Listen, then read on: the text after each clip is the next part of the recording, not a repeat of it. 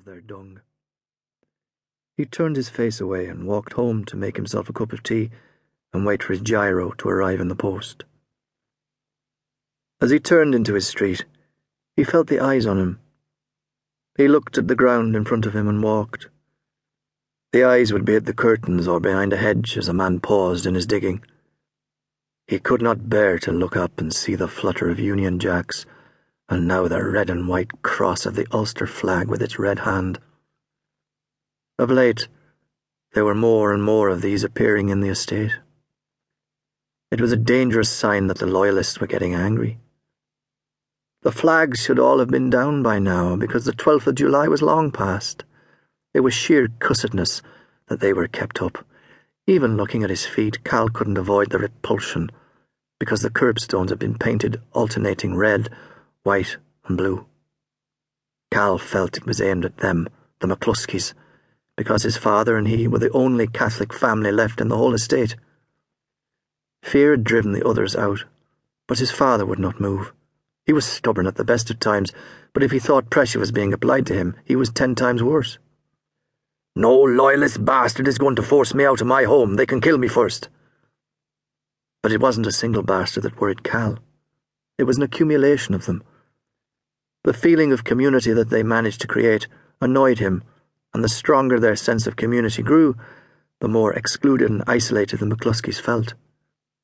They spoke to their near neighbours affably enough, but beyond that, everyone else in the estate seemed threatening. The Radcliffes and the Hendersons said they would stand by the McCluskeys if it ever came to an eviction.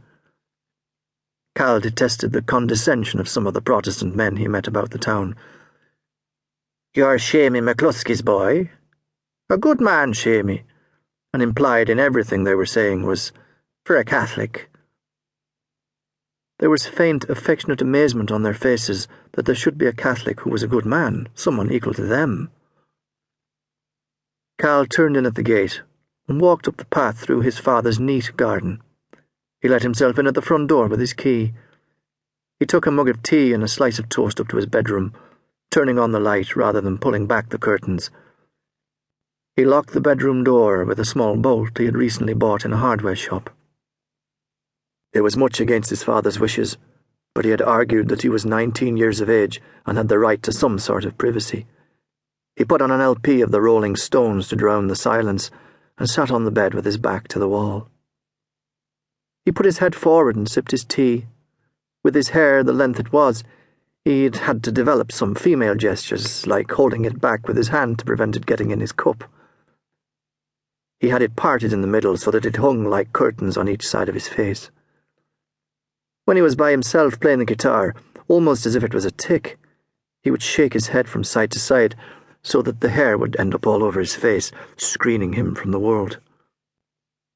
Within the tent of his hair, with eyes shut, he listened to the sounds his fingernails picked from the strings as he sang in an American voice the things he'd heard on a record. He could think of no good reason for this tic. It was like an attempt to rid himself of something, an overspill which resulted in spasmodic movement. He would also curse himself in pidgin French. He had learned very little French at school, but he had retained enough of it to mutter to himself, "Cochon merde," and twist his head. It was as if his mind had stuck. The phrase would come again and again.